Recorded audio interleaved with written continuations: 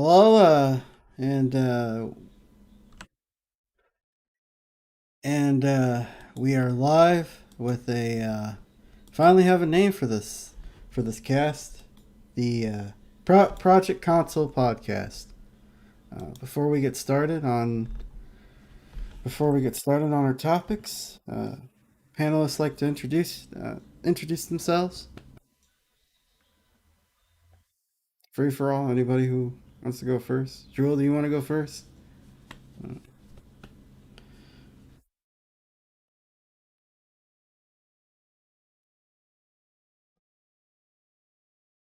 On an interesting note, I hope. All right. Mr. Red Fox, like Yes, to it's me, introduce us. Mr. Red Fox, owner proprietor BS Busters, where I take no BS. And just add a little bit of no BS taking over here. Just a little bit. Just a smidge. Uh, that's it. All right. Well, we gotta get the elephant out of the room. It's a big smelly elephant. So sitting in the room, gotta take it out. So the last Friday, I believe, Nintendo dropped some information Right. about their expansion pass. Uh, Before I go, well, what do you guys think? I'm What I'm was? keeping mute for this one. I already got enough to speak about. Okay, then I'll take a dip in the pool. Um, some people will complain about the expansion pack and say that it's the pricing. I don't think it's the pricing that makes the expansion pack a bad deal.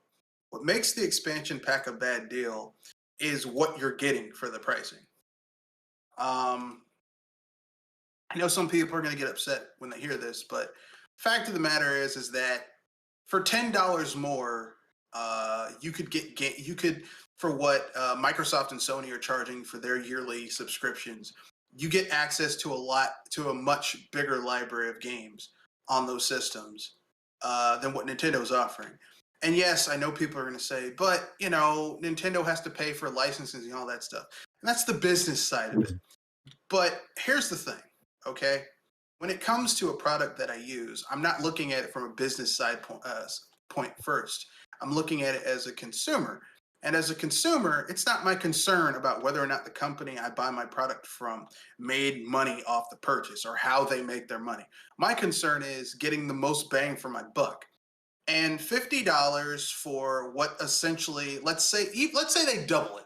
Let's say by next year they double the amount of N64 games they offer, and they double the amount of Genesis games they offer. Okay, let's say it goes, like 9 N64 games to 18, and 10 Genesis games to 20. That's still not worth $50 a year, including the minuscule amount of NES and SNES games they also have. I said this before, this is a sorry replacement for the virtual console. And I know what people are going to say. The virtual console was, you didn't actually get to play those games, you had to buy them. You're right, but there was a huge selection of games double the amount of on the virtual console.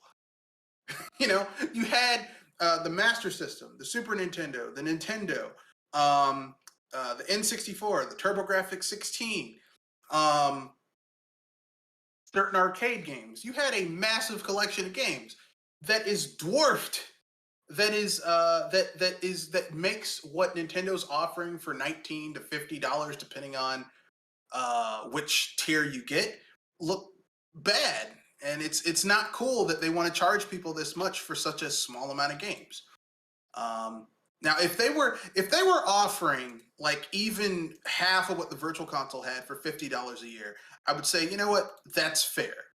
That's a good price. But they're not doing that. They aren't. They won't even let you buy those games off of the online library. You just have to pay the subscription fee for the chance to play them. You can't even buy them digitally, and that's just also not cool. So yeah, it's a raw deal. It might get better over time, But as it is right now, it's a raw deal and it's not a buy. Yeah, It's not a same buy. same here. The problem with the Nintendo Switch upping the price, for one, just like you said, there's not an option to download the games so you can play them offline. And two, there's not they still haven't improved the overall infrastructure of their online service. For example, you still have to use an app, an external app, and to communicate with your friends on online games. Now, I understand why they did that, but Xbox and PlayStation, I mean, there were a lot of kids that were playing those systems, and Sony and Microsoft didn't necessarily have a problem dealing with any repercussions. And we know Nintendo's got money for days, so I I know they want to take away any liability in the sense that, oh, well, why are your parents giving, why are the parents giving their child a smartphone? But still, it's just very unintuitive, and Well, Nintendo's I been mean, I known was for just gonna say no. Sorry. Nintendo's been known for intuitiveness as it pertains to their game design, but when it comes to, and here's the funny thing, Nintendo used to do, you know, experimental things with their online services. They had for the NES and for the Super Nintendo. Some of the stuff that they were doing sound really interesting, and some of that stuff was in a way ahead of its time, but they just seem to be so backwards with their online.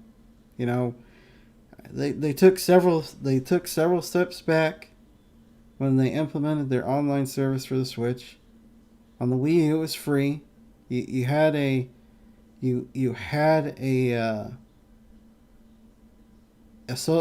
created a social media service where each game was divided, so it was a decent place to go. Figure out if you get lost in a game, um, to go into those message boards for each game that was on the Wii U. And Switch is completely several steps back. I was hoping that they would evolve from that media service or that social media service that they created, but I'm gonna keep it no. real. I would have been okay paying $50 if they had just taken what they had before, reskinned it, maybe put some extra servers on the back end so the online wasn't was a bit more stable, and just calling it the same thing, different name, different skin. I would have been okay with that, and charging people for it. Because I've been like, okay, we got basically the same stuff, but they're charging us for it, so they had to make something. But like, how are you going to charge me for something and give me less? That's where I have a problem.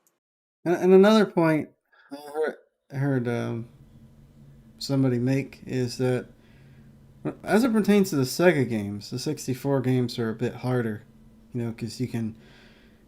I think a lot of those games already exist on the Wii and the Wii U. I don't know how many new 64 games that are exclusive to the Switch, but I think majority of those games exist on the Wii and the Wii U. There's several other There's only ways. one game that's unique, and that's Winback.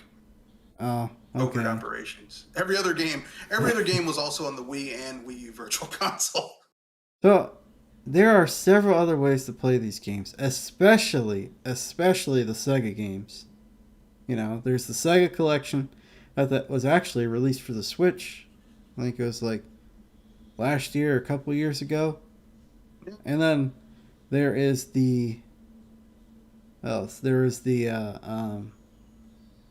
all the Sega collection games on Steam, which you can run on you can run on a cheap laptop. You don't need anything super expensive to run those games. And you also got the Sega mini consoles. Now there are multiple ways to play these games. What makes the Switch any different? I mean, it's I tied. mean, I guess it's because it's on the Switch. Yeah, I don't know. yeah. Well, the sad thing is that the Sega collection on the for the Switch you can get for under $20 if you know where to look. Physical. Uh, the same thing with you can get the Sega collection on Steam if you know where to look for under $10. Uh, so there's that.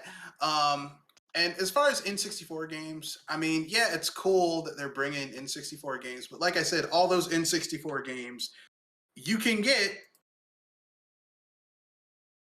Um, I mean, for me personally, I have those games physically, except for Pokemon Snap and Mario Kart, because I hate Mario Kart and I hate Pokemon Snap. But you know, and N64 prices have gone up. Believe it or not. Like if you collect physically for N64, the prices have gone up. Um, but if you're smart, you might be able to get your hands on N64 games other ways. But Yeah, I wouldn't recommend it. yeah, and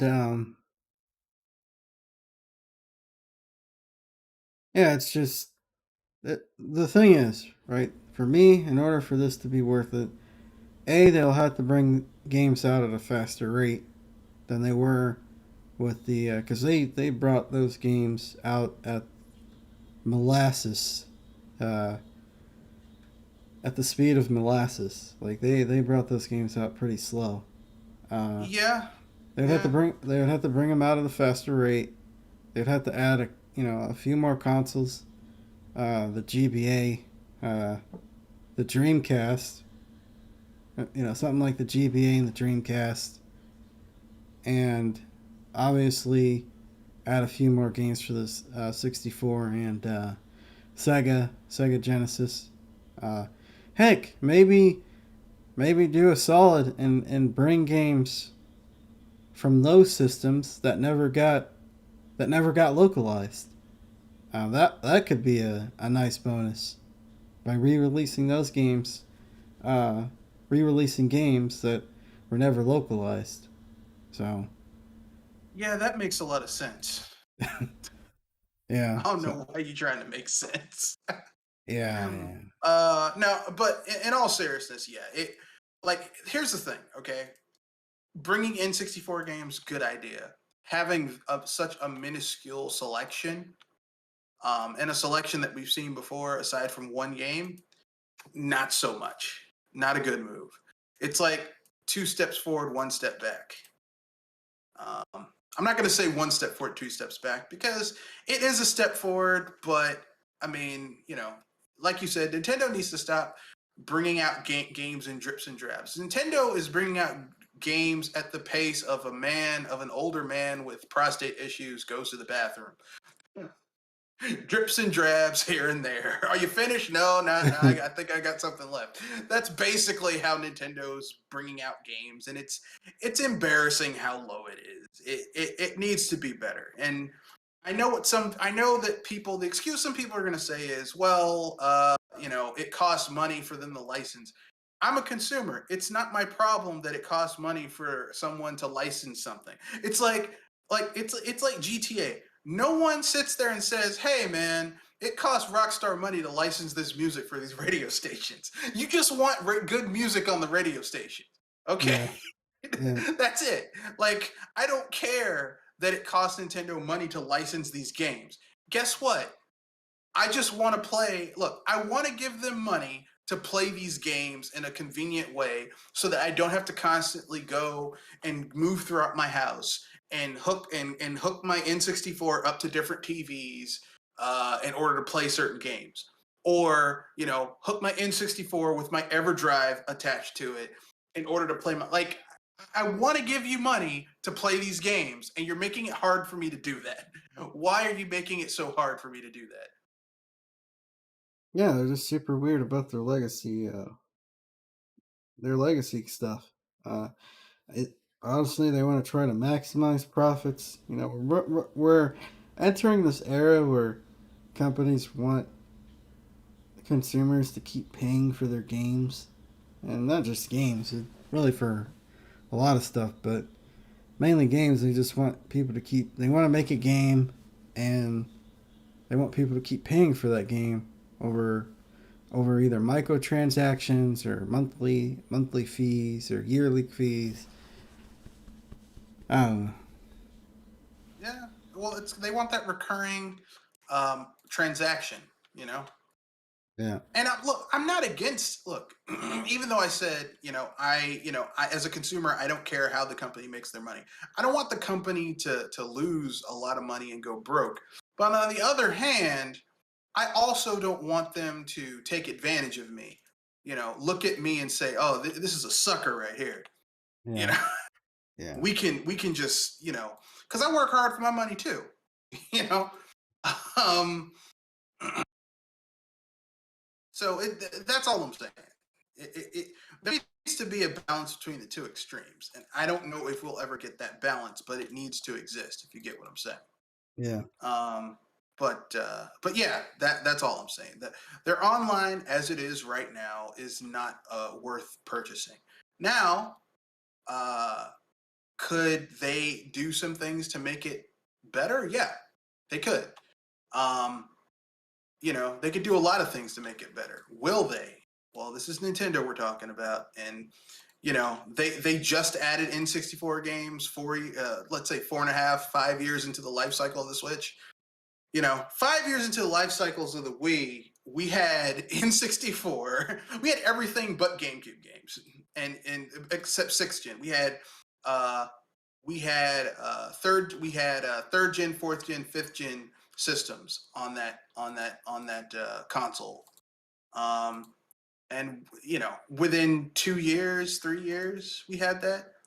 So this is quite underwhelming at this point. So, yeah, it could be better. It's not the worst, but it could be much better. And the Yeah. real kicker is that they have the temerity to charge people $50 a year for this.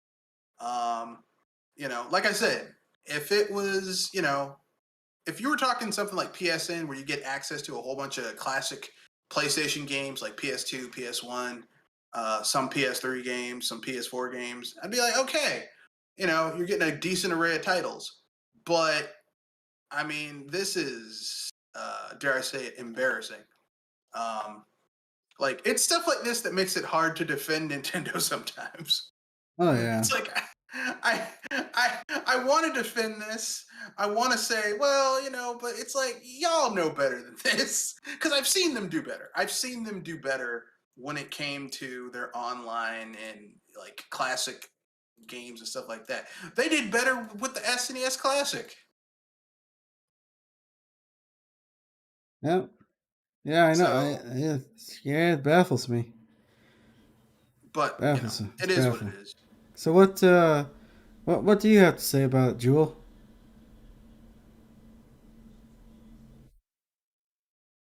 Before we move on to the next topic. I honestly was keeping my mouth shut about this because I honestly am gonna say this, and it's probably gonna give me the biggest headache of all. Ladies and gentlemen, if you are gonna be getting the Nintendo Switch online service, please, for the love of stars, don't get the beeping expansion pack until they either get rid of the Animal Crossing DLC that is linked to it that is temporary, or they they add another console to it, and then you have to look into it. Oh, I forgot. They put the Animal Crossing DLC behind a paywall.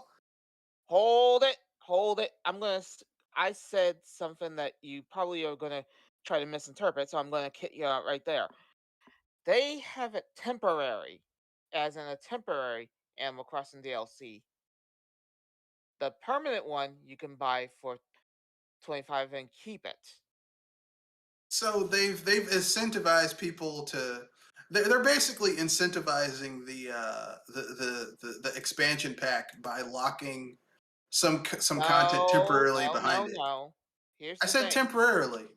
I mean, you're still putting content behind a paywall, even if Here's it's temporary. I was about to say that the thing is that you can get the Animal Crossing DLC permanently for $25, or you can get it for no extra charge, if you go with the expansion pack. Yeah, but I mean, that's actually it's more expensive to go with the expansion pack because you're buying the DLC for 50, basically. I, I mean, I was about to Yeah, they say that tried the it's to. cheaper. DLC is not. Yeah, yeah, Actually, I was trying to say that the DLC isn't extra. There is the extra $25 I mean, but because not only otherwise the other two systems will be about $5 each. yeah, but not only yeah, but if you're buying it for just the It, the monster, if you have Animal Crossing and you're getting it for the thing, like because here let's keep it real, Jewel. We're smart enough to do the math and say, okay, 25 versus 50. Okay, if I just um, pay the 25, that's cheaper than the 50 if I don't want the other stuff. I was But trying to I was trying to say that this is from somebody that's paying for Nintendo Online already, as you know, in go up to the $30. well, I mean, I understand. I'm just simply saying. But for people who Hmm. aren't of that level of intellectual capacity, or they're impulse buyers, they don't really think about their purchases before they do them. Like for those people, they're going to be like, "Yeah, man, I get all this for $50. I get the DLC and all this other stuff." It's like you do realize that you just paid double for what you, you yeah. Dumas. Yeah, they're trying to. Yeah, I forgot to mention the Animal Crossing thing. They're trying to justify the price Um, of there, there's some, I was going to the say online that stuff. without the Animal Crossing DLC being added onto that as a temporary, then the consoles that they add on, which would be the Sega Genesis and the N64, that would be coming around $2.50 each. Yeah, that's still kind of scummy. I mean, it makes good business sense, but it's kind of scummy. I The was two going to hundred and say, fifty percent increase, but it's um, just a way to justify the price. I'm not I trying don't. to justify it. I'm saying that without the Animal Crossing No, I'm DLC, saying it would be Nintendo's trying to two dollars justify it. 50, I'm saying that and that's Nintendo is still.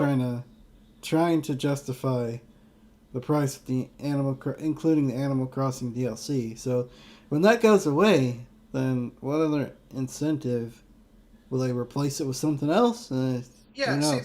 they're trying to get the because typically speaking, the people who get Animal Crossing tend to be more casual, and And Yeah. this is so the thing. I'm one of the people that have Animal Crossing. That well, I really mean, okay, there are people who got to switch just for Animal Crossing. You look at the games they have; it's just Animal Crossing, maybe one other game, and then you have the hardcore Animal Crossing people that like spend hundreds of hours, thousands of hours, break the hour meter on the thing, playing that game. But I think this is for those people who play it casually and don't really like, or just, well, I just want to put a little bit of time and, I'll get this DLC. If I get this, it's a good deal. But if you dig into it, it really isn't a good deal.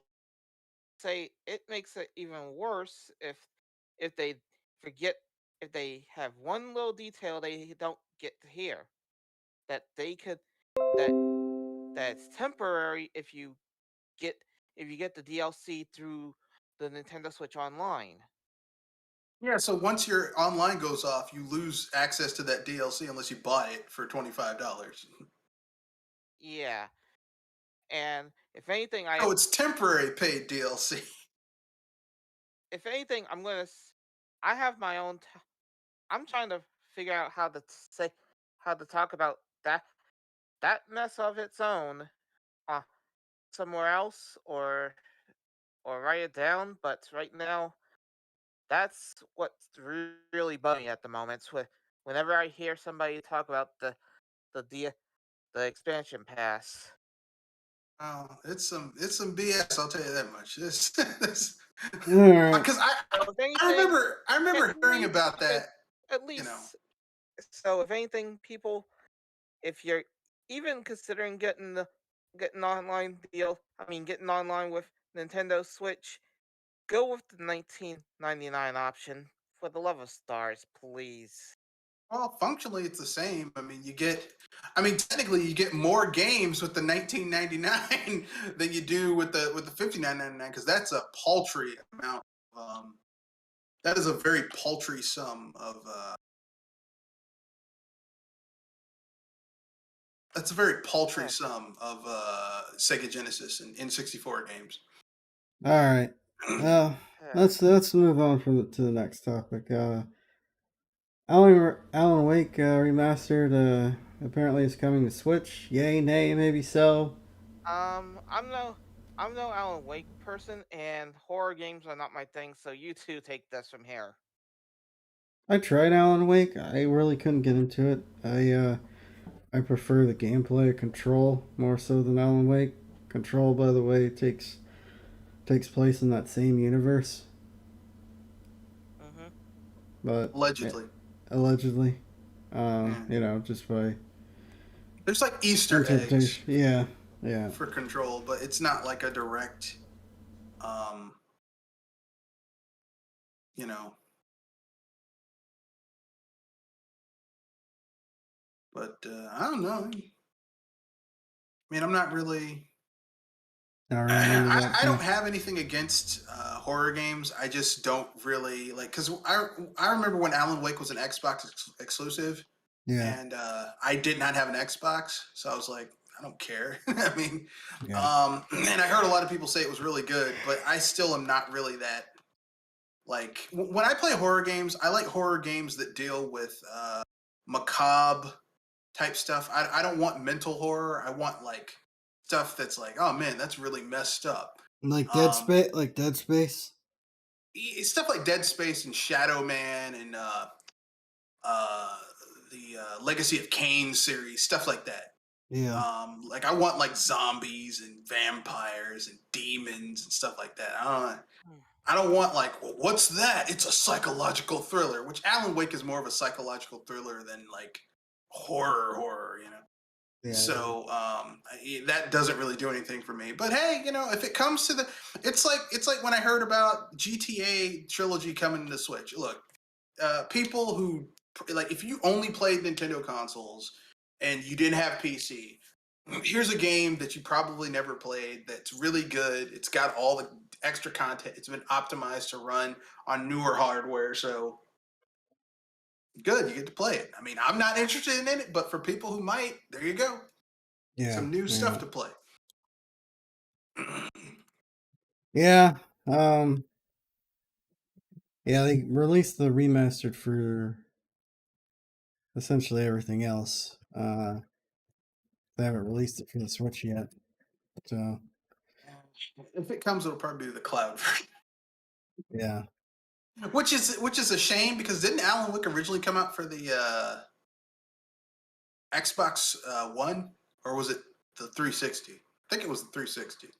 yeah. It was a three. It was a 360. It Yeah, was a, so yeah. That, that game should be able to run on the Switch. I think it was like 20, probably 2008, 2000. When did Alan Wake release? I think it came out. If it didn't come out for the 360, then I'm like, okay, it probably won't be able to come out for the Switch. But if it came out for the 360, there's no reason for the game not to come out for the Switch. If it came out for the 360, because if something can run on a 360, it can run on the Switch. It came out. Yeah, it came out May 14th, 2010 for the 360. Okay, yeah. Yeah, Then if the game isn't coming out for the Switch physically, like on a cartridge, it's because the developers just don't want to put the money. The publisher doesn't want to put the money getting it to run on the Switch. If yeah. they have a cloud based version of the game. I don't think it's for the cloud. The leak or the because it got rated, and the video that I saw on it didn't mention it, but who knows? I mean, personally, I'm tired of cloud based games. Like people are Yeah, like it's coming to the cloud. I'm like, why? I mean, I get it if you don't feel like dealing with consoles, but I don't know. like here's the You, thing: we're not at the point where the cloud is really a viable method of having certain games yet. you can't You know, even. You can't even. It's not like Netflix where you pay for a cloud subscription and you just get all these games to play. Have access to all these games. You have to pay for the subscription, and you also got to pay for the game. So it's just kind of, that's the annoying thing about the whole cloud gaming thing. It's like, well, I get it. Everybody wants to make their money, but like what am I paying you for if I have to pay for all this other stuff too? I yeah, get it. if you're not giving, if they're not like at least reducing the price of the games since you're paying for access to the servers to some degree, or at least having constant sales here and there for games. I mean, it just doesn't seem worth it. I mean, Agree. I think with PlayStation now you have access to at least a lot of those games are free to play. I think maybe some of them you have to pay for. No, PS Now, as long as you pay for PS Now, all those games are available. You can play them on PC, uh you can play them on your console. Um but the thing is that it's streaming the games from their cloud-based server. Like certain games you can download, but most of them are being streamed from the server. So if you have a bad up-down ratio on your system, it kind of there's lag. It's not great. Oh, You know, okay. it's not great. It's not Yeah. great, but you have a large selection of games. Like Yeah. any given time on PS Now, there's like 250 plus games on PS Now, which is nothing compared to what Microsoft has with their um, you know XCloud. XCloud. XCloud is one of the most seductive purchases I've ever made because you pay $15 a month and you get access to so many games. I mean, it's and like I don't mean like PS Now, like a lot of the games that they have on PS Now, yeah, you get some gems, but a lot of it is kind of like some BS. They Yeah. have legitimately good stuff in XCloud. Like first party games that are like people are looking forward to, like Psychonauts 2, which, is a contender for my game of the year for this year Oh yeah. on XCloud. Yeah. You know, uh, the only reason I prefer buying a lot of games over playing them on XCloud is that you cannot mod games on XCloud, and I like modding. So, um, like, if you like modding games or going into the settings and like, uh, you know, uh, adding new content or doing stuff like that, XCloud is kind of like not your thing. But aside from that, it's pretty cool. Game Pass is great too. Oh yeah. Yeah. Game Pass is a game changer, no pun intended. Oh Um, yeah. Cute pun there. Um, Replacement parts are now available for the Nintendo Switch OLED, which I guess if your Switch breaks, or you can actually, that is, if you have the patience and the knowledge, you can actually get replacement parts for our Nintendo, and replace like the screen, or ports or whatever needs to be replaced, rather than throwing it away and getting a new console. Um, which goes along with the other story with Microsoft looking into right to repair. Um, that's then at least in the tech world, that's been a pretty big deal, pretty big discussion. Uh, the YouTuber named Louis Roseman, he's been or Ross, I think it's pronounced Louis. Yeah, Louis Rossman. Been uh, he's been a huge advocate for right to repair. For example, Apple, not just Apple, a lot of these big manufacturers make it very difficult for you to replace or upgrade parts there is a company. Remember, there's a company. I believe the name is Framework. Finest Tech Tips did a couple videos about these people. Essentially, the Framework is a computer company that Hmm. basically allows you to replace, add anything. They've created a modular laptop, so something breaks, you can Repair it. yeah, you can repair it yourself. You can Yeah. add a disk drive or no disk Mm-hmm. drive, or you can add ports. You can customize your keyboard, your monitor. It's pretty incredible, you know. So I think that should be the standard that they should be going for mid-tier laptops in the future. yeah, Like, yeah, mid instead of tier. just buying a new laptop after 3 or 5 years, just, hey, I want a new graphics card. Swap this out, put a new one in. Boom. Yeah, I mean, you know, yeah, especially like the pro stuff, because think mid tier pro stuff, because think of how much computer stuff's just wasted over, because you can't upgrade it, you know, you can't fix it. They make it impossible to recycle. It's like You can't it's even. so Sorry. it's Go so ahead. wasteful. And even in some cases, like Dell and HP with their desktops, they're so proprietary that you can't do anything after it essentially becomes obsolete. You can't really Mhm. replace the CPU. You can't really replace the motherboard because the motherboard is in this proprietary case, which not only is the case proprietary, but the motherboard is proprietary.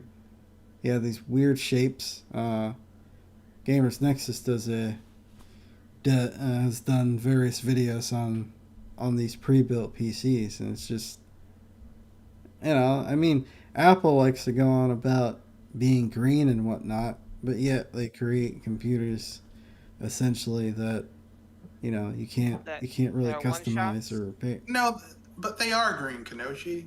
They're green because they take all your money. Har har har. Yeah, That was I'm a one of those that was an people, easy like, joke. we have a person that we know mutually who just loves Apple products, defends them like someone Like a defending a religion. sinking ship.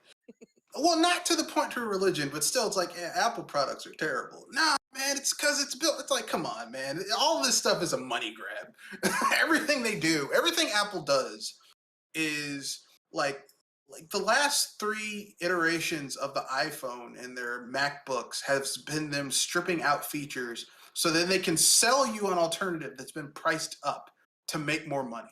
well, the thing about Apple, right? Because I like Apple products, but I'm not afraid to be honest about where what's wrong Where with they them. go. I like their operating system. I like how much feels like it's so much easier to be organized with their operating system, in my opinion. But I don't like how they nickel and dime you for various upgrades, and I don't like the fact that you can't upgrade the hardware. You pretty much have to know what you want before you buy it, because you essentially get what you get. So you can't upgrade the RAM and you can't upgrade the storage. So Well, you that can, it's but it's you void your warranty, and if you mess up, it's kind of like, well, too bad. yeah, I'm sure there's a way to do it if you know how to use flux and you I know mean, how you to solder. can. But You can buy the components, and you can open up your Mac, but it voids your warranty, and because their stuff is so proprietary, and they do stuff in the inside of their machines to Make make it it very hard to difficult, yeah, make change it very things out. difficult for people to tinker in. It's like, yeah, if you mess it up, unless you really know what you're doing and you mess it up, you're basically SOL. You got to take it to a Mac store, sorry, an Apple store, and have them make you buy an entirely new thing make because you voided you the warranty. And then even if you go in to fix it, right? Because they've made it so. Again, going back to Lewis Rossman, because he's talked about this a lot in the past pertaining to Apple products. They make it so difficult for small mom and pop repair shops to fix Apple parts because they want you to go and pay exorbitant amount of money at their Genius bars. And frankly, the people that work there aren't particularly all that helpful. I'll just keep it at that. They're paid And not to be. it They're it paid not to be helpful. and for example, there was a story about somebody going in to fix their MacBook Pro, right? They were trying to fix the screen, and then the person at the Genius Bar said this is going to be like $1,000. You're better off just getting a new MacBook Pro. And then he Yep. took it. Then he took it to Lewis. And it cost And them then, under 100. yeah, it costs significantly less. Significantly less. But Their asking price. let me ask you a question. Does Lewis on his shop, does he have an Apple on it, letting people know that it's Apple branded? Because if it's Apple branded, the price goes up. That's People need to understand that. If it's Apple branded, the price is automatically going to go up. you got Every time. you gotta get like a special you gotta be like on Apple's whitelist. So you gotta get like a special certification and whatnot. And it's just like Do whatever. you? Do Well, I you? Because guess I I remember back in the day when there were mom and pop electrical shops and mom and pop, you know, um, appliance shops. You could take your computer to these places, and even now they still exist. You take your computer to these places, and they'll fix your stuff. And a lot of the times, the people working on your stuff don't really have that type of certification. But as long as your stuff works at the end of the day, you know, or you got your hard drive recovered or whatever. I mean, that's what you really want. And most of this stuff is running software anyway. It's running software and maybe opening up and reseating a CPU or GPU or RAM, and then putting a diagnostic A device on it. diagnostic tool. Yeah, it's really not like the stuff they had to do in the 80s to repair a computer versus the stuff they have to do now. It's a completely different beast. yeah, it's crazy. But yeah, they're rip-offs. They're ripping people off. Come on, man. Windows is ripping. I mean, sorry, Microsoft is ripping, and Apple is ripping people off. Yeah, I mean it's Apple.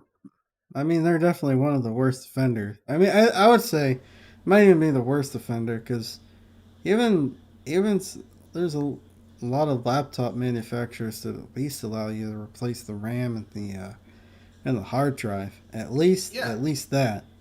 And then there's and I mean it's still somewhat of a problem. But I just wish all of our electronics can be modular. Like have a modular phone, have a modular tablets. Obviously, Okay. desktops are modular, but I could see that. I could see a modular phone and a modular tablet. Television, no. I don't think TV should be modular. Who the heck Because thought that idea? well, he says all electronics should be modular. I mean that includes TV.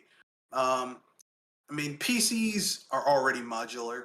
If you get a built PC or you build your own, that's modular inherently because everything's just the motherboard with the CPU and then the RAM. And technically, that's all you really need to have a PC at that point. It's a PC. Everything else is just I/O and peripherals to get it to make it so that you can use it. Um, like your monitor, that's I/O. That's so that you can interact with it. Your keyboard, that's I/O, so you can type things in. Your software is there to help to basically give you a software suite to interact with the CPU and the GPU. Uh, but I mean, really, at that point, Hmm. you have everything you need. unless you're crazy, which I am. But anyway, I'm being facetious. But yeah, yeah, it's bad, man. Yeah. The right, I agree with right to repair. I think that if you have something that has expandability, you should be able to fix it. You know what I mean? You should be able to repair it. So if you have like a laptop, a phone, like people forget back in the day where you could just open up the back of your phone and replace the battery. Oh yeah, Like that's right. I now, still you got can't even those. do that in a lot of So, these phones. so everything's got to be Oh, made of glass and waterproof. I see. That's the thing. I just think that was an excuse. You know, the waterproof thing. I'm sure there's a way. I'm sure somebody has found a way where you can still have a modular phone that can also be waterproof or water Man, listen, resistant.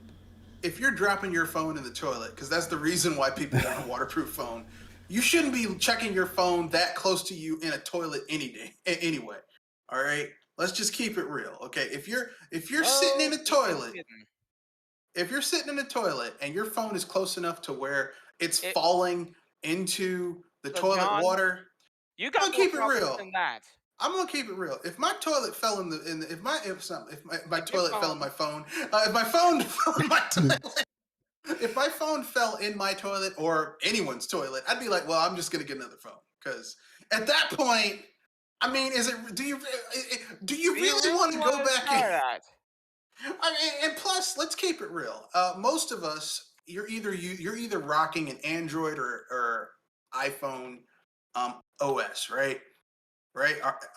Can we agree on that?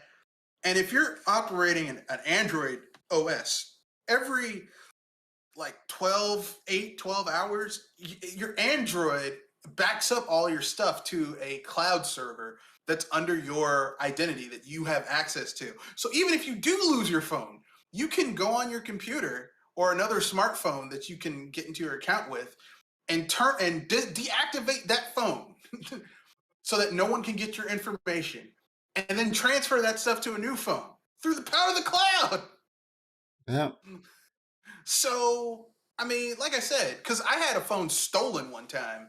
I was shopping and Your someone phone asked got. me a question, and I had my phone in my hand and I put it down and I was like trying to help some old lady, and someone stole my phone. I was like, so I tracked it. I found out where they got it or where they took it because they couldn't get in my phone because my phones are triple locked.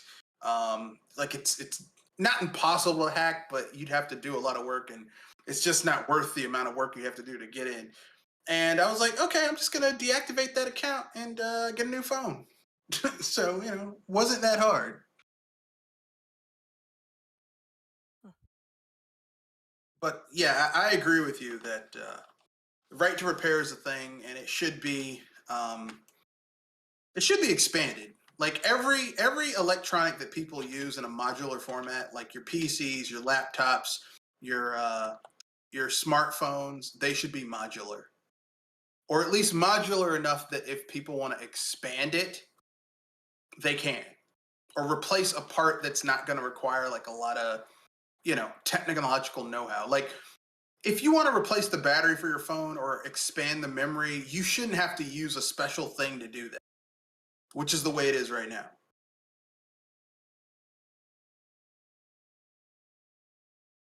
And that ain't right. Yeah. All right. So next topic is saw a headline a few days ago. Guess Mm-hmm. something about engineers at Nintendo said the Joy-Con problems essentially never going to get fixed. Makes sense. Well, I'm not So surprised. it's just like, oh, okay. I guess this is where we're at. And it Well, seems like a lot of these controllers are dealing with drift. You got the PS5 controller, you got the Xbox Elite controller. Oh, what's going on with their with the way they make the bearings for the joysticks? But need to figure Because that they out. all went cheap. They all went cheap. They all There's went cheap. there's absolutely no excuse for the Elite controller. That's like a nearly $200 controller. Because let me ask you something: Are the uh, control sticks digital or analog?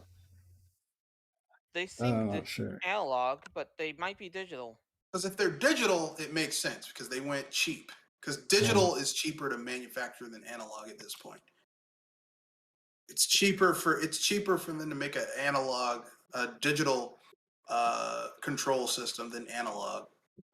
So if they went digital, then you know, or either that, or they just cheaped out on construction to maximize their overhead, which may be the case anyway. Because the price of everything has gone up, but people aren't spending as much money commensurate with the price going up as high as it has. So, you know, they want to get paid, man. Yeah. They need that cabbage. Hey, it works for some people, at least. Yeah. So I mean, also, oh, it's go not ahead. right with any of these consoles because I mean, like I said, the Pro controller, no, the Switch Joy Cons are like what, $30 a pop. Yeah, it's like If you get two of them, it's 60. yeah, it's The pretty. Pro controller 70. How much did a controller typically cost you back in the Back in early the day, back in the day? You needed to an get an early SNES controller. controller was like between $5 to $10 depending on where you went. Like if like towards the end of the NES's life cycle where they had like a lot of the stuff, it was like $5. Jeez. $5. It was cheap. It was really cheap. I guess Um, the I guess the like I argu had no. Go ahead. I guess the argument would be made with all the various rumble technology and all the buttons that they have to use now because these controllers are more intricate than say the NES controller. But I mean, I can understand that, but uh, once again, I am a consumer. It is not my job to worry about whether or not the yeah, company is making money off of yeah, the product. My thing is, as the consumer, is okay. I want to purchase this, and I don't want to have sticker shock. And yeah, the issue that I'm having is, I mean, you're talking to a guy who's been angry, who was mad when I saw that like I was angry when the N60 when the GameCube controllers were like um were like $30. I was mad. yeah. I was like, $30? You you got to be kidding me. So clearly, if you're talking to me and I'm mad about $30, you know good and well that like the Wii controller was positively um you know those were like $20. Yeah, But that was actually a lot of the technology that enabled the Wiimote to work was like in the Wii. So a lot of the price was kind of like incorporated with the base system. But so $20 isn't bad because $20 was the price of the N64 controller, like between 14.99, 15, and $20. But I mean, like when I saw the price of controllers now, where it's like $50 for a controller, $60, I'm like, you have 70. I'm like, you have got to be kidding me. That is too much. yeah, yeah. But then again, I'm cheap, so That was yeah, I am a cheap person. I don't want to spend a lot of money on things that I think used to be like less expensive. Like I get sticker shock. I'm like, what? That used to be this much. Like I get mad. So no. Apple Apple must allow third-party payment options. MacBook appeal, but Apple is supposedly happy with the agreement. Then Apple realized a ramification. The appeal sounded after they found out, the ramifications of that. Uh, the appeal sounded much appealing. Mm-hmm. Uh, Apple supposedly wants to provide a button to allow other options of payment. Uh, this this ruling apparently takes place December 9th. Apple and Yeah. Epic, that fight continues. I mean, I hate to break this to people, but I'm going to let you in a little secret. Apple made more money on their App Store than Sony, Microsoft, and Nintendo made on their games last year. Not surprising. Okay.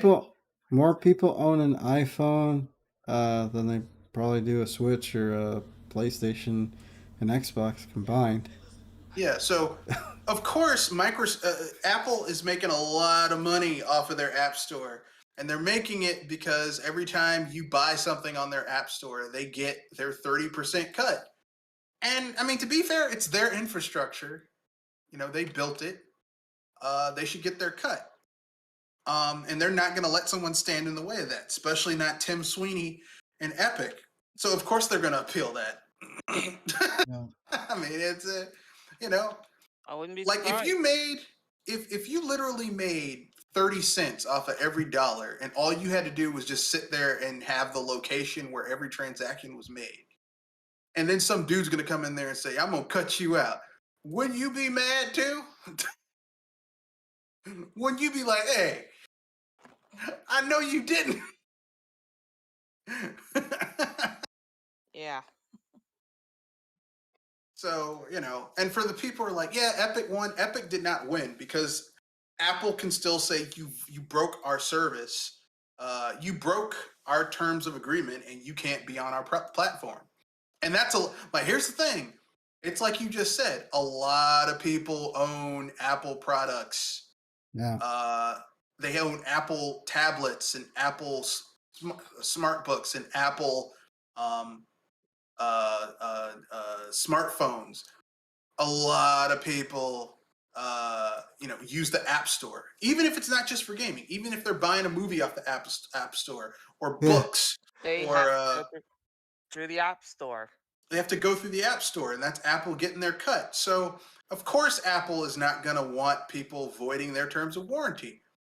And I mean, listen, Epic, all these companies want to use their infrastructure, and they don't want to give them their cut. I mean, I don't like Apple, but I mean, they have the right. If you're using their service, they have the right to say you owe us a cut. Yeah. Yeah. I mean, that's just the way. That's the way it works. Like if you own a building and someone is running a business out of a building that's not, then you owe the people that own that building some money if you are using their building for a service. It's a commercial property, yeah. Yeah. And this is the case where, yeah, it is a commercial property. You owe Apple money.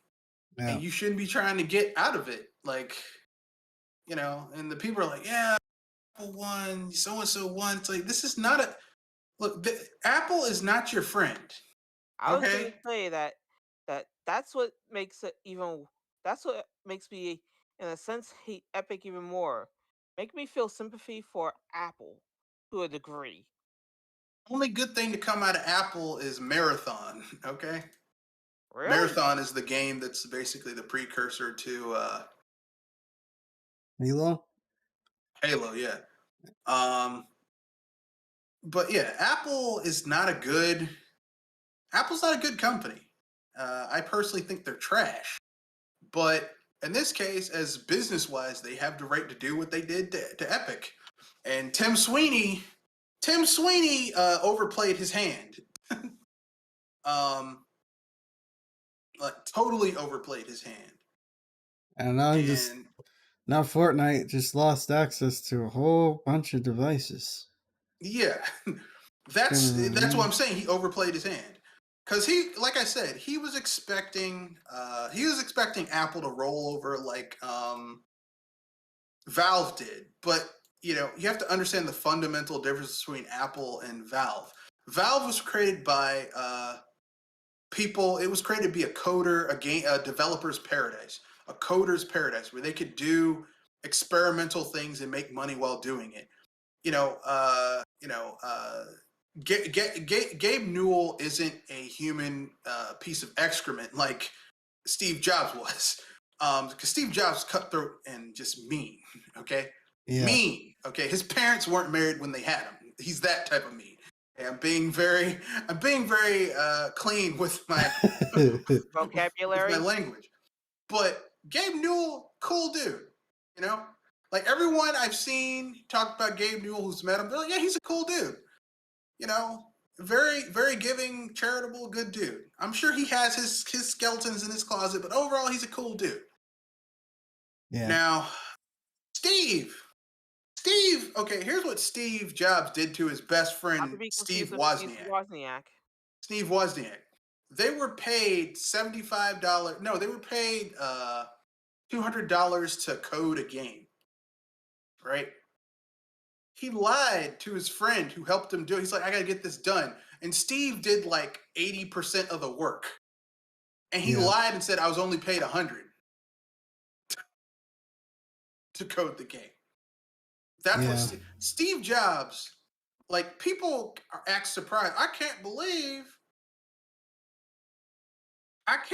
Steve. I can't believe that Apple does these shady, backhanded things. It's in the DNA of the company. Yeah. I was gonna say that if anything, Steve Jobs is probably one of those people that you'd probably want to put a bag on their head and then smash the bag. I mean, I wouldn't go that far, but he's definitely cutthroat. I mean, the man was very cutthroat. He's not someone that you would just be like, yeah, I'll just hang out with this dude. He knows what he's talking about. The man was very, very cutthroat, very, very mean, very, very cutthroat. He'd make a pirate look like a saint. He's just he was someone you wouldn't want to f with. Okay, that's that. I'll put it like that. He was someone who a pirate looked like a saint. He was someone you would not want to mess with. All right, very cutthroat. Like, okay, let me explain how badass Steve Jobs was. Okay, they ran him out of the company he helped found. He came back and got rid of everybody who stood in his way, and brought the company back to prominence. You don't do that and not have cojones of steel. You get what I'm saying? Yeah. Okay, that's not, whether you like Steve or not, this is not someone to be trifled with. And that's the issue with Steve Jobs, is that he was a very cutthroat individual. Okay? He had but if you look at the most successful people on earth, they have sociopathic tendencies. Like, people who don't have sociopathic tendencies, they have certain lines they won't cross because they have like mores they don't do. They're like, that's my friend. I'm not going to mess over my friend. Steve doesn't care, because Steve knows that there's a goal he's trying to reach, and he'll step over whoever he's got to step over in order to reach that goal. Even if it means it's on you. Yeah, that's Steve. And that's why I say Steve Jobs, good businessman, terrible human being. But that's the DNA of Apple. That is the DNA of that company. So, Tim Sweeney, I can't believe this happened. I'm like, what? You're surprised? I was going to say, I'm more surprised that it hasn't came out faster. No. I mean, Tim Sweeney's like, oh, well, they kicked us off their platform. You're surprised by that? That actually surprised. Like, you know what that's like? That's like you brustling up, and because I mean, I don't know about you guys, but at some boys, at every young man's life, there's a point where he thinks that he can take his father, right? Like, your father's going down, and you think you can take him. So some of them, kind of brustle up against their father. And, a lot of times their father checks them and lets them know, yeah, I may be old, but I can still get in your behind, But Yeah. here's the thing: what if you did beat your father? What do you think's gonna happen? You think your parents are just gonna let you stay in their house, give you money? You've just changed the dynamic of that relationship irrevocably, and you have to live with those consequences. And so at this point, Tim Sweeney changed the he basically started a fight that he didn't know how he was gonna finish it. And like Fortnite, he basically cut a good portion of his money back, because once you give a right to someone, it's really hard to take it away, like really impossible. So Epic, Unreal used to be a paid, it used to be a service you used to have to pay for. It's not anymore. Like, you license it and you can use it even if you're a big company or small company to make the game. Epic gets their money on the back end.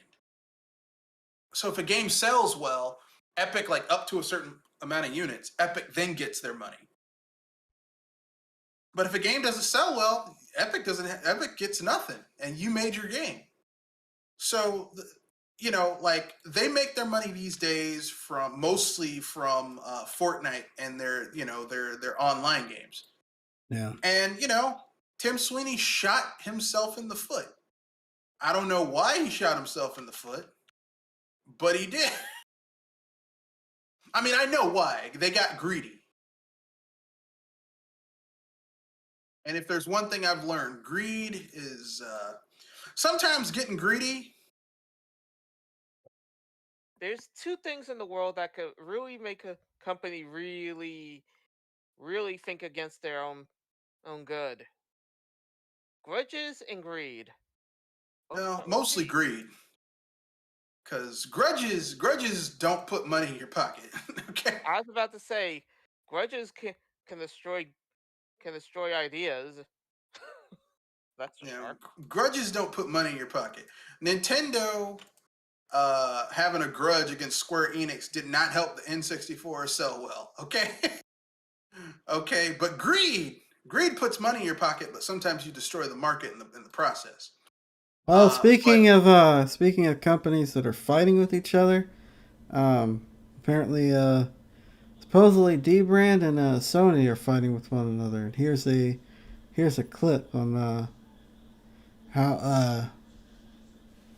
here's a clip on what happened. Here it is. They cut some corners. So now it makes your PlayStation 5 look different. It no longer has that collar popped look, the PlayStation 5. Like, it was someone with a blowout hairstyle from 2005 who actually wore two pop collar shirts. Yeah, but before I continue with the clip, Dbrand is a company that makes custom skins for your devices, like your tablets, consoles, controllers. I think they do controllers, and all that other stuff. Oh, wait, full screen. One on top of the other. I actually did that once. I didn't have fortune designing. Imagine this: you're a multi-billion-dollar enterprise who just spent a small fortune designing their next-generation gaming console. A privately held corporation run by robots make it black. The world rejoices. You're livid. You vent your frustrations to a team of lawyers. They get to work. Now, under threat of litigation, those robots have to redesign their dark plates, while also funding a legal defense. Needless to say, some corners were cut. Literally, you're welcome. So essentially what happened was that Sony was or not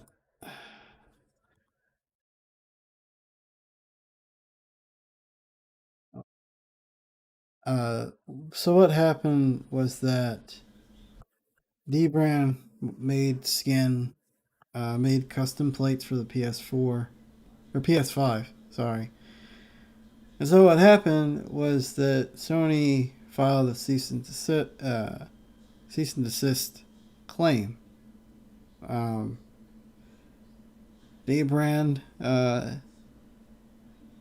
wasn't taking it, and so Sony sue us. And then Sony returned fire, and then they started this campaign, basically calling Sony out, and they ended up redesigning their plates which they are selling at the moment. So, A, this either didn't happen, and this is all just a marketing scheme, or B, which wouldn't surprise me if it did happen, because Sony can be weird like that, and they want to be the one to, because what the way the PS5 is made, it could just make it easier for them to actually sell people a special edition console, so they can just easily take the plates off and sell people a special edition console, and they don't want anybody else taking away from that potential market share. Funny thing is, Xbox had something similar.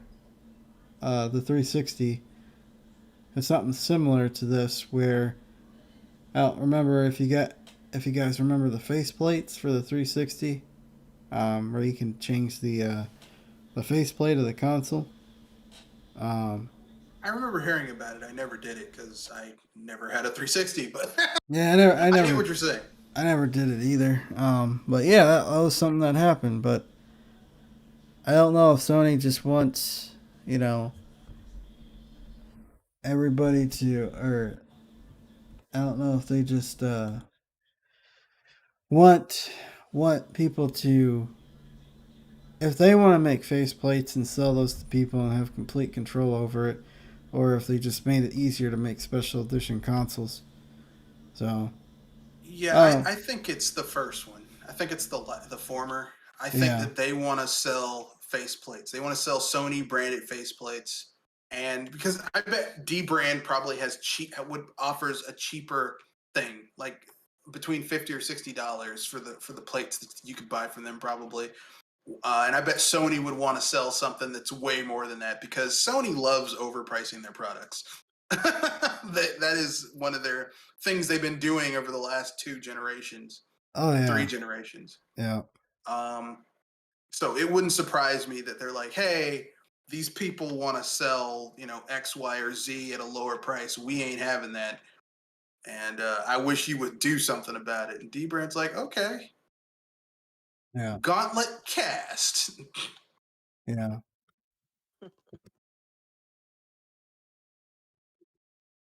Yeah, Dbrand has a weird sense of humor. See if I can find the as it pertains to their because the people at Dbrand are kind of weird. Uh,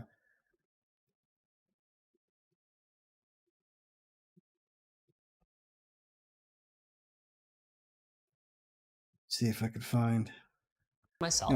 You don't really need to hear the video, but let's see if I could find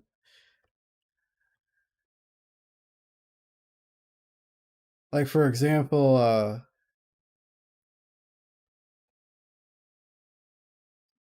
I don't think I'm gonna find it.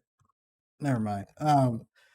Well, for example, Minus Media Group, they're an advertiser for Dbrand.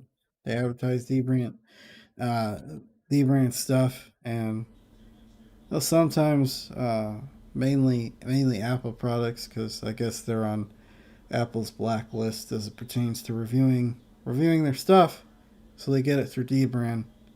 So, uh, so Dbrand has a weird sense of humor. So there was I think it was the iPad Pro 2020 or 2019. I'm not sure, but Linus Media Group received an iPad from Dbrand, had 2 unicorns throwing up rainbow puke on the Apple logo. Ooh, So that, boy. and Maybe Dbrand kind of doesn't likes throwing jabs at Apple. Maybe just a little bit. and the Dbrand contracted Linus Media Group to create a pyramid shaped PC that looked like the pyramid with the all seeing eye. So they have a weird sense of humor over there. So kind of a weird company, but their skins look pretty. If you're into decorating your phone or tablet, they have some interesting looking skins. Well, I have a question, just a query. How I don't see how Sony would have a leg to stand on about Dbrand um, selling the ability to customize the physical part of your PlayStation, because I mean, if that's the case, then people who get like car bras, for their vehicles and shells for their PCs and stuff, and cases for their phones, those people could sue people. Hey, you can't put this case on the back of your phone.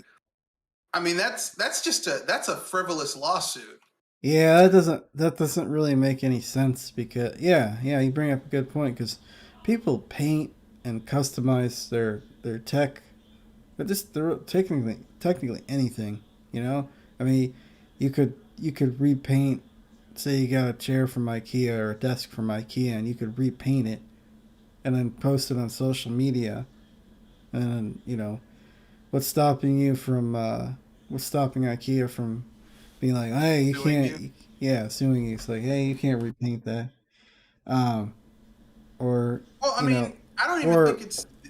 No, sorry. Go ahead. or say repainting it and then reselling it and be like, hey, you can't do that. It's like, but you already Yeah, bought it. But it's just, yeah, it's weird. It doesn't really make a yeah. lot of sense.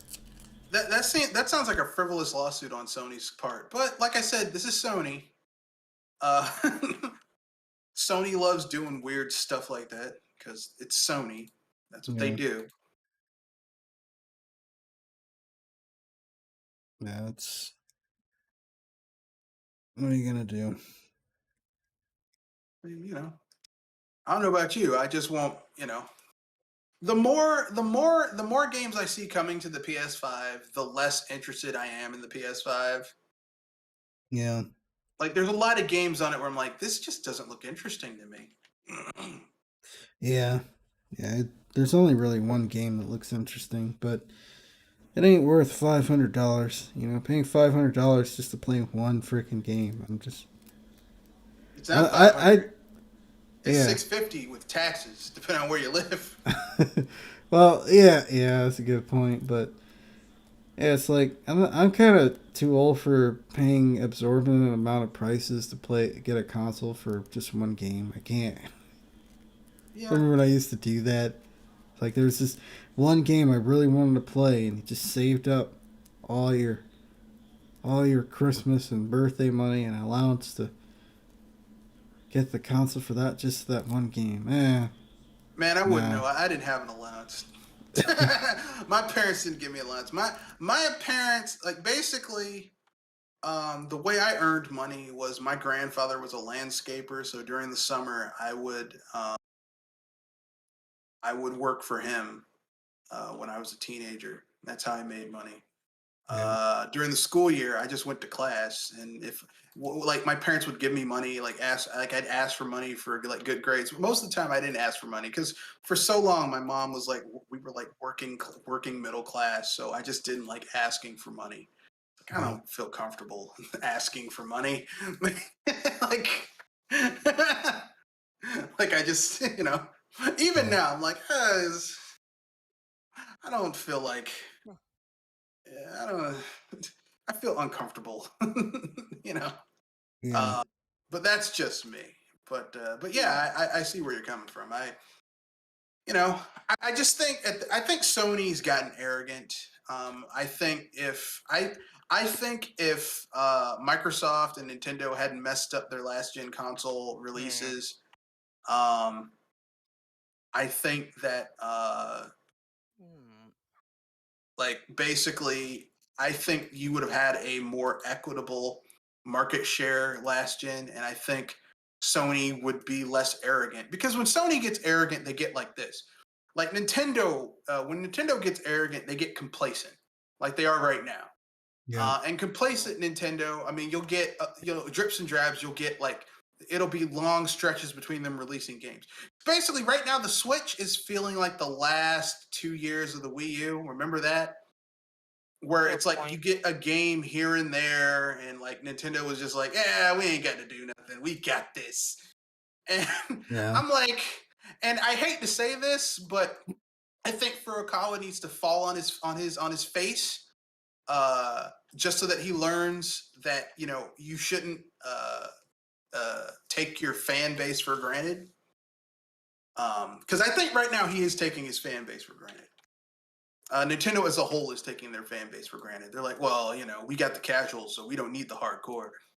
And I'm like, okay, all right, I'm biding my time. Yeah.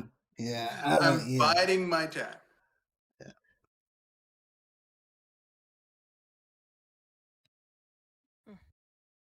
So,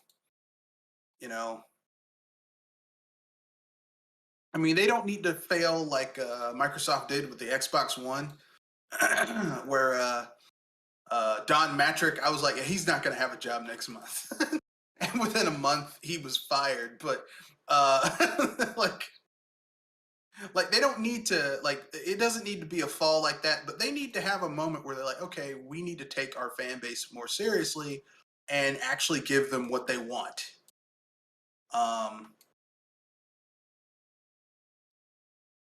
Because right now Nintendo is like,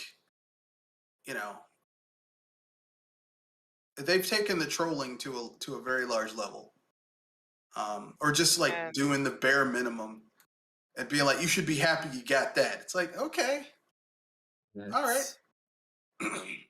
You want to treat your fan base like that? Okay. Sound like Denzel Washington in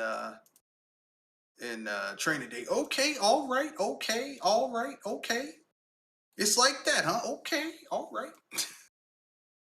This will be the last topic of the night. We beat up on Apple. I think it's time that we beat up on Windows because we're equal opportunists here. So Windows 11, growing pains would probably be putting it lightly. Last week I saw some benchmarks, and they say they're working on fixing it, but how long is that going to take? Windows 11 for AMD and in certain cases Intel is slower than a Windows 10. So for games you'll lose. I saw like 5 to 10 frame loss on various games. I think it was like a 17%, 15-20% slower on AMD with Windows 11 versus Windows 10. So yeah, might be a while before Windows 11 is worth upgrading to. Hey, I'm probably gonna upgrade to Windows 11 when they force me to do it. I don't have any other choice. You'll take my old OS out of my cold dead fingers. That's Hey, it's shinier. It looks shinier, right? I mean, but that's sometimes a turret is shiny, but it's still a turret at the end of the day.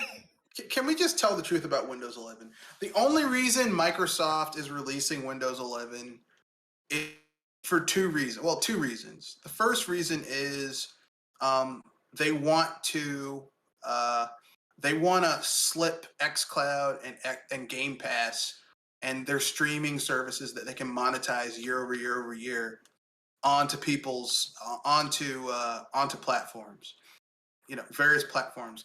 And they also want to unify, because if you look at the OS of Windows 11, it's very tablet and smartphone reminiscent. Well, it looks like you're playing. It looks like everything about it is built around the concept of let's unify the smartphone experience with your PC experience, which they started on Windows 10.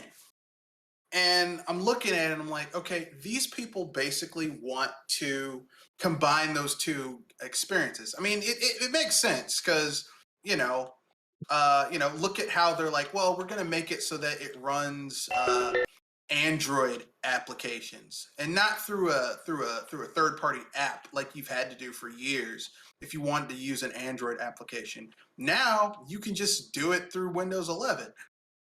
So yeah, all of this is designed to force people to add Windows services onto their thing so Windows can make more money. Because Windows has always made more money off of their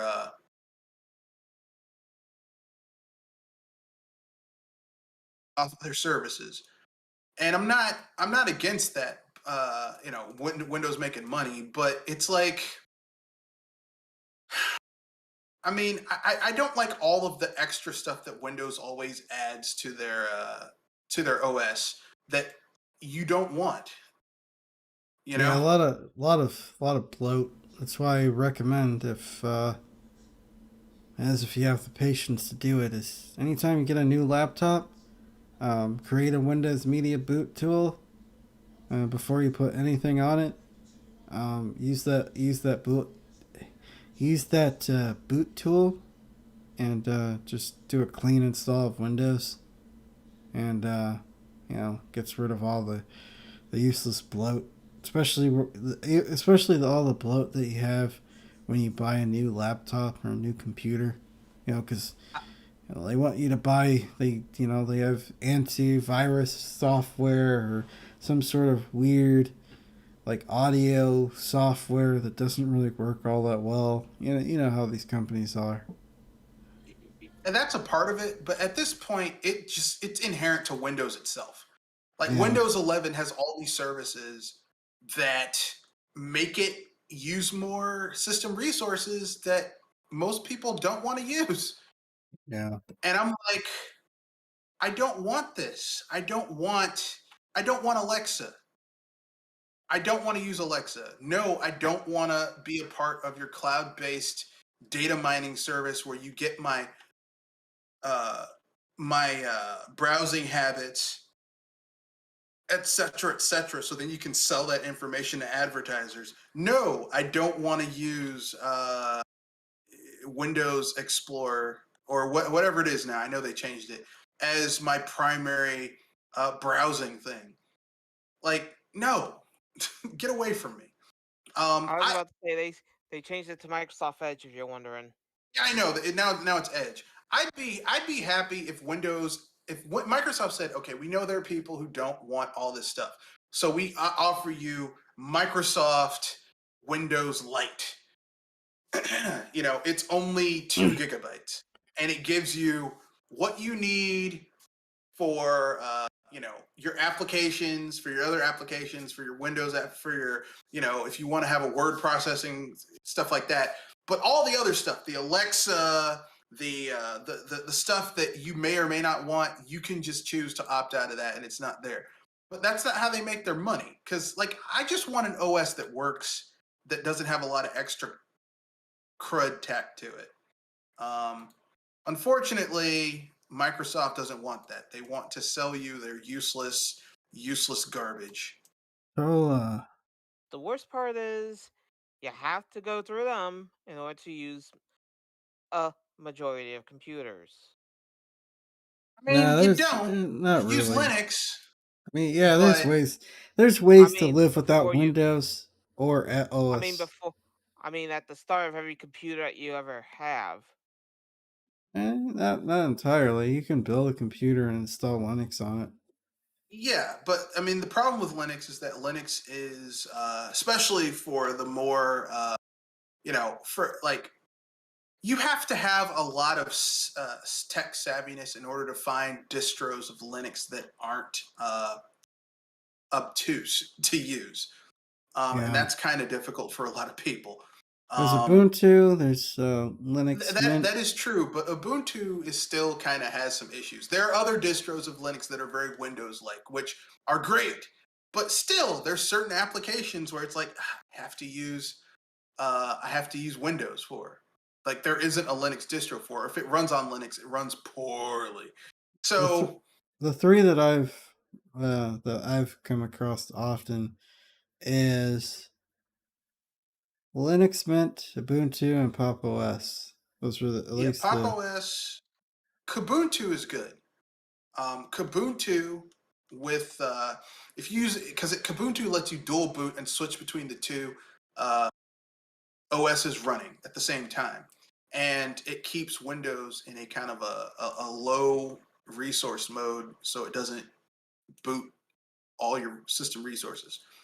So Kubuntu is great, but like I said, man, most average Joe Blow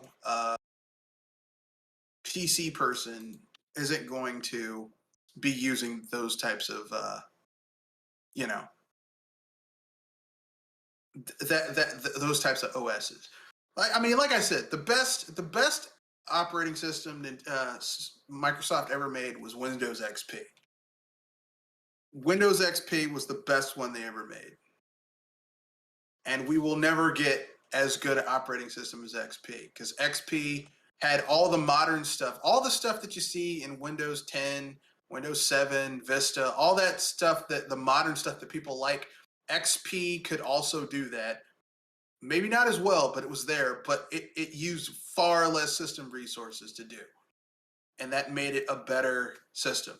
So a better OS. But we won't be getting that anytime soon because, Microsoft, their big money maker right now is putting more and more garbage, stuffing more and more garbage on your OS and forcing you to use it so that they can get your information and sell it to people and make money that way. Which stinks because I don't want people getting my personal information. Yeah. I mean, inevitably they already have it, but I don't want my OS getting my personal information. I had to download a thing just to keep Google from, because I use Gmail, from giving me all these ads.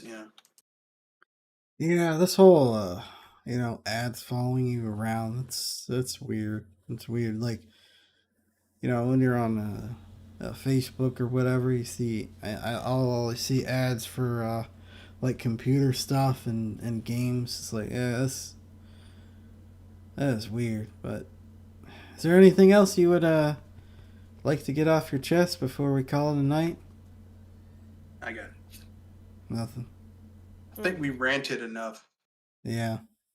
I'm ranted out. I can't complain about Nintendo anymore. I will not be.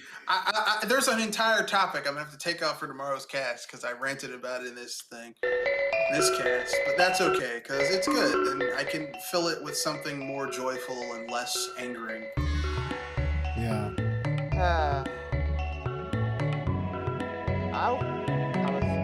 I had something to do Saturday, so if anything, I knew I had to talk about something eventually, so just my luck. No, it's okay. You got it off your chest today. Now we can talk about cool stuff tomorrow. Like, well, I'll save it for tomorrow. But we're gonna have some good topics tomorrow. All right. All right. Some good topics. So give me your sign-offs, and we'll be closing everything out. Close it out. All right. You want to go first, Joel? Thank you for joining us at the project console. We'll hopefully see you again next week. Yeah, this was Red Fox. I'm glad to be on another one of these. It's great not being the person having to control the pacing and flow. Not having to be the boss is great. So yeah. Guess I'll pimp out my stuff. BS Busters is happening tomorrow. We're going to be talking about, we were going to talk about